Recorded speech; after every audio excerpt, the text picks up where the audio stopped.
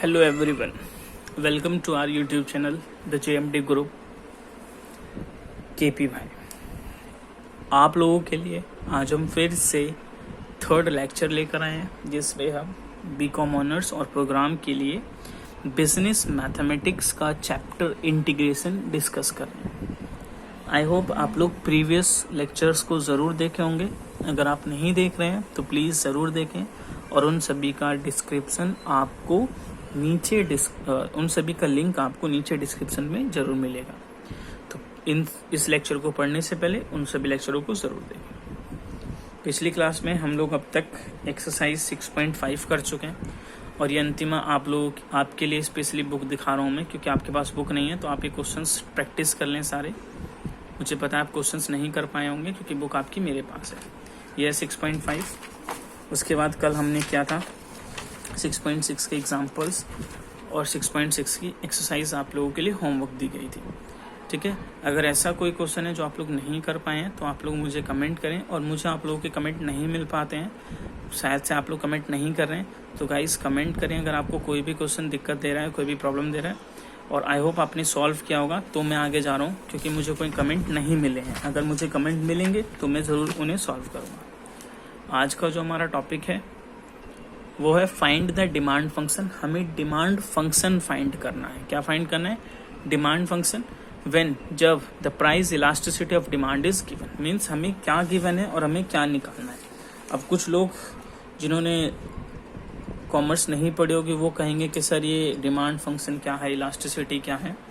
तो सबसे पहले उनके लिए बता दूं, elasticity, price elasticity.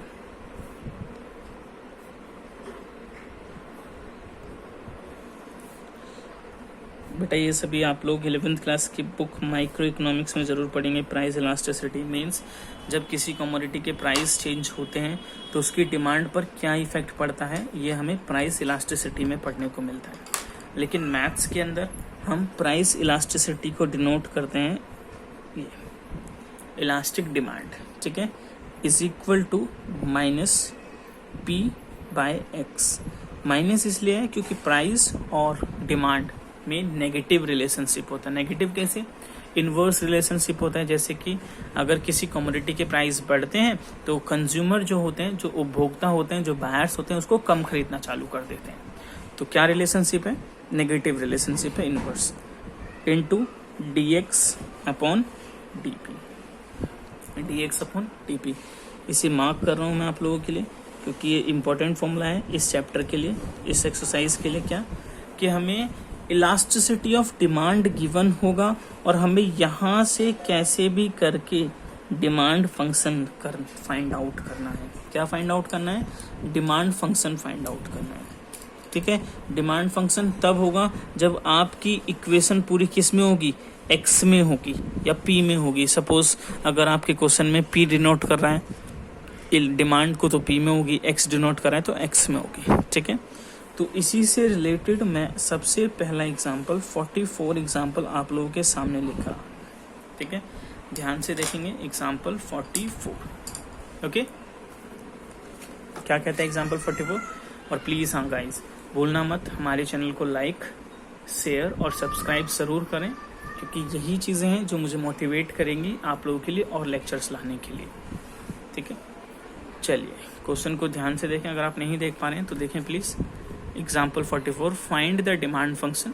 Demand function find करना है which has unitary price elasticity at all point if the total revenue is 200 at level. बेटा ये 200 एट लेवल वगैरह ये बात की बात है, लेकिन क्या बोला है? हमें डिमांड फंक्शन फाइंड करना है और विच has unitary price elasticity. Unitary price elasticity का मतलब है कि यहाँ पर डिमांड इलास्टिसिटी जो है वो कितनी है? 1 है। यूनिटरी का मतलब होता है 1। कितनी है? 1 है।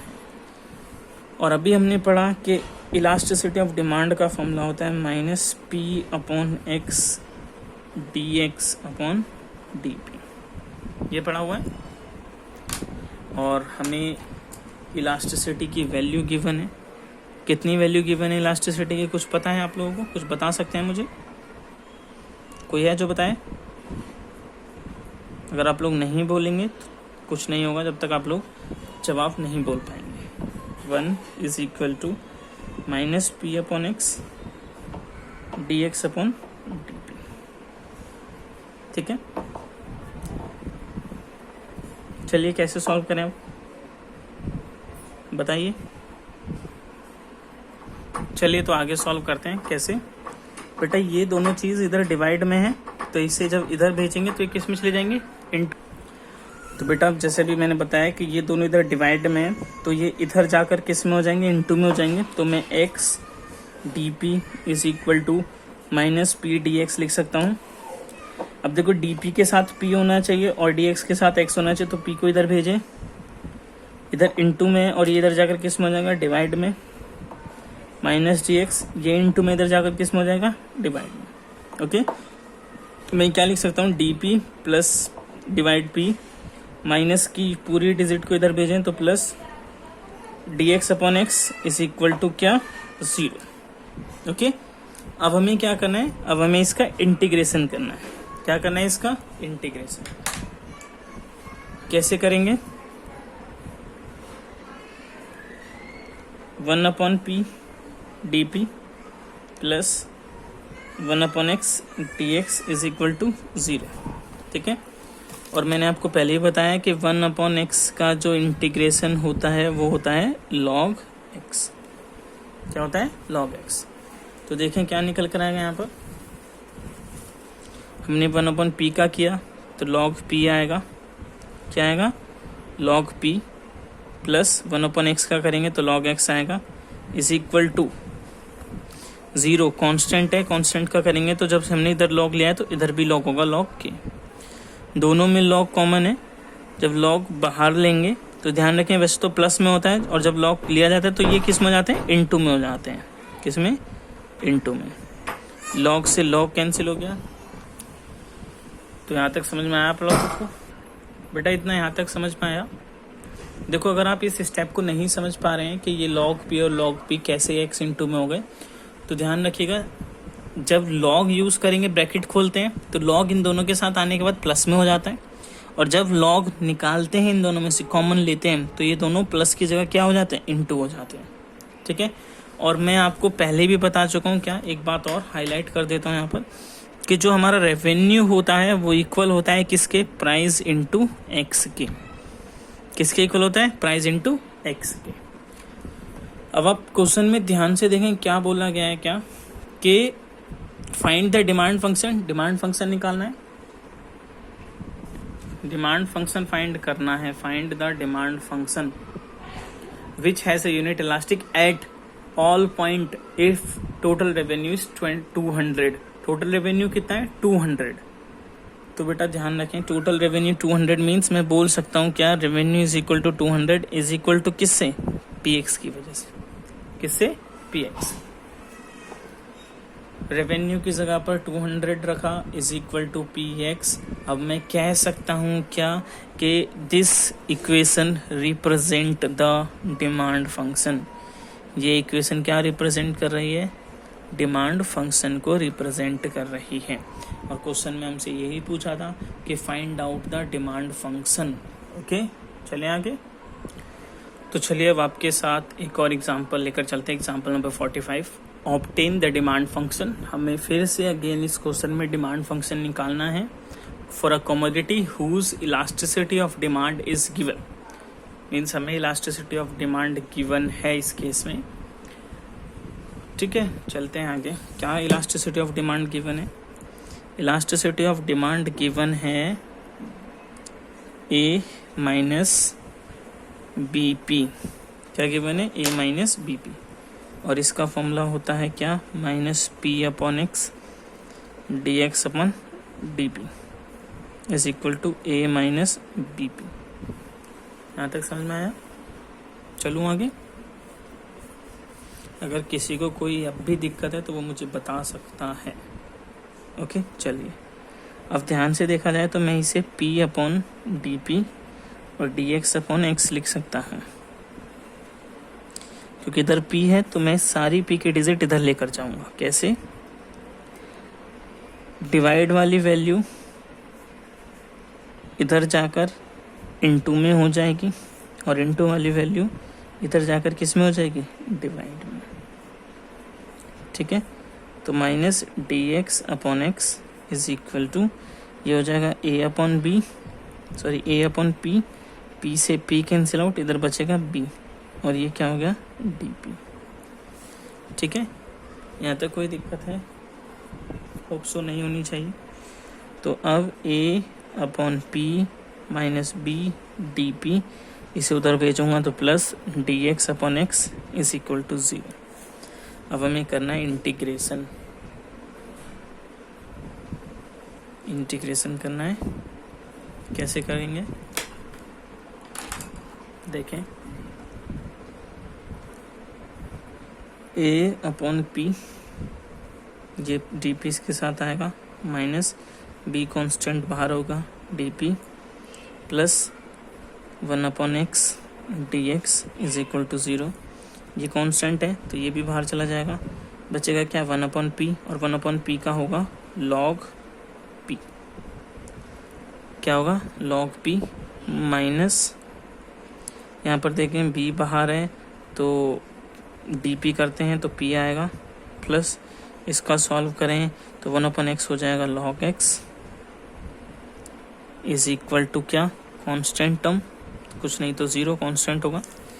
दोनों लॉग टर्म को एक साथ लिखें, a log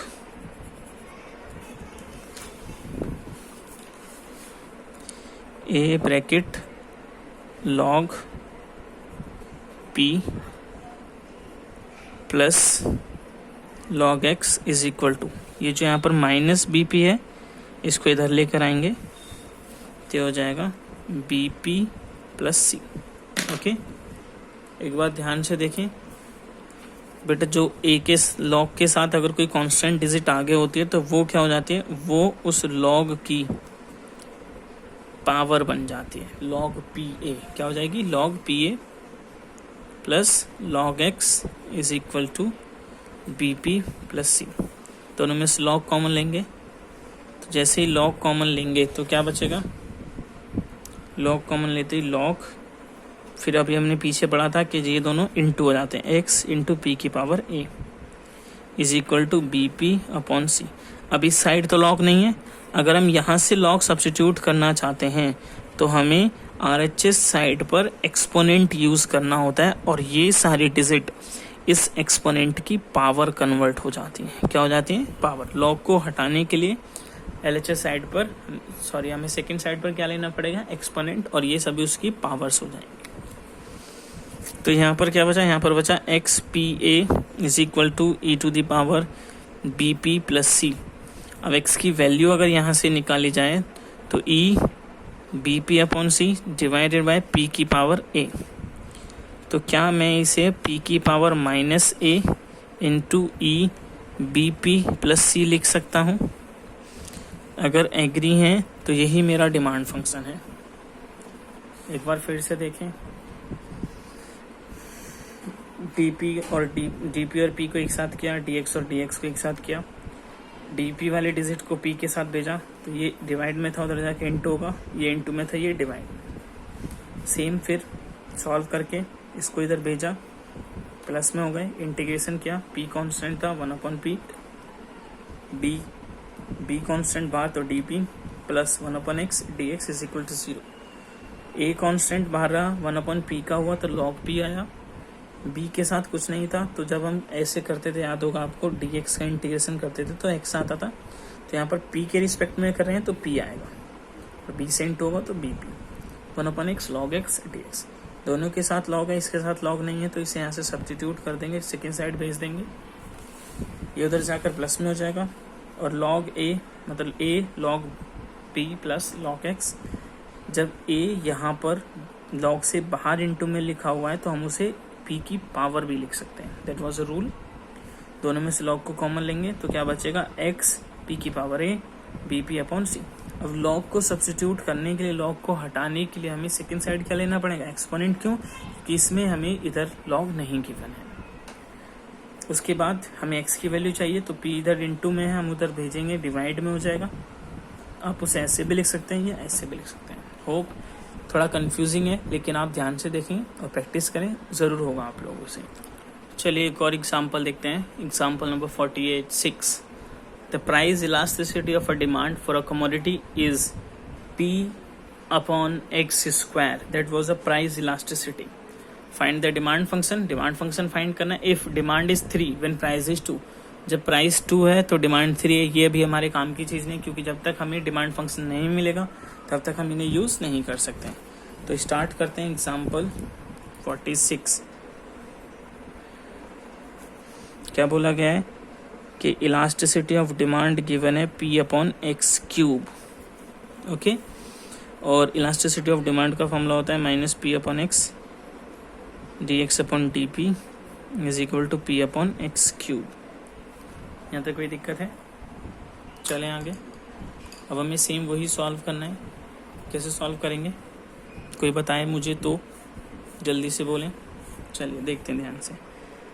-P upon dp लिख सकता हूँ, इसे dx अपॉन एक्स लिख सकता हूँ, is equal to P upon x cube लिख सकता हूँ। लिख सकते हैं कि नहीं लिख सकते, इतना बताइए। चलिए ध्यान से देखते हैं। अगर इस P को यहाँ से इधर भेजा जाए तो इधर बचेगा dx upon x is equal to P upon x cube into P, और ये P dp डिवाइड में इधर जाकर किस में हो जाएगा, इंटू में। P से P कैंसिल आउट, x को इधर सब्स्टिट्यूट करते हैं, -dx upon x x cube is equal to dp।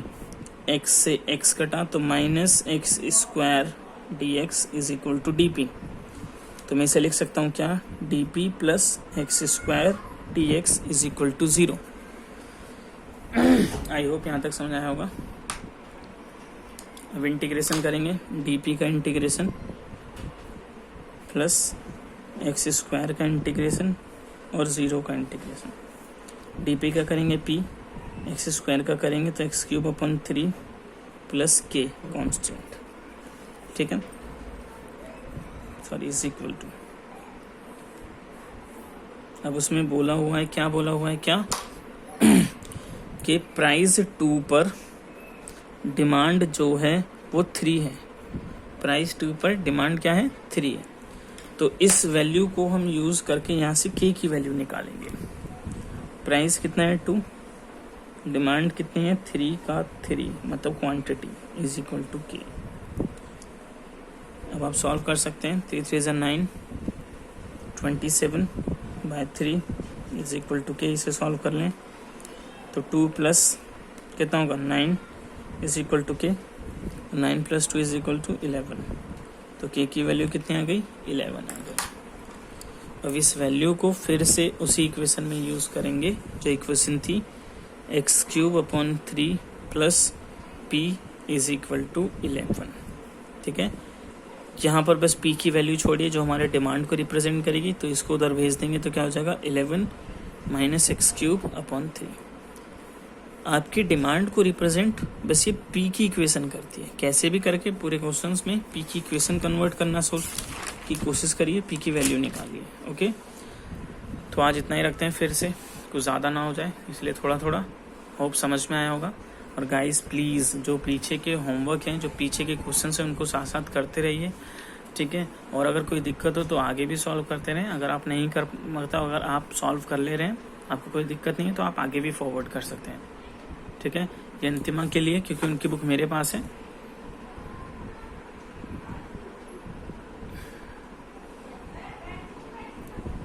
अंतिमा ये हमारी नेक्स्ट एक्सरसाइज है जो हमें करनी है 6.7।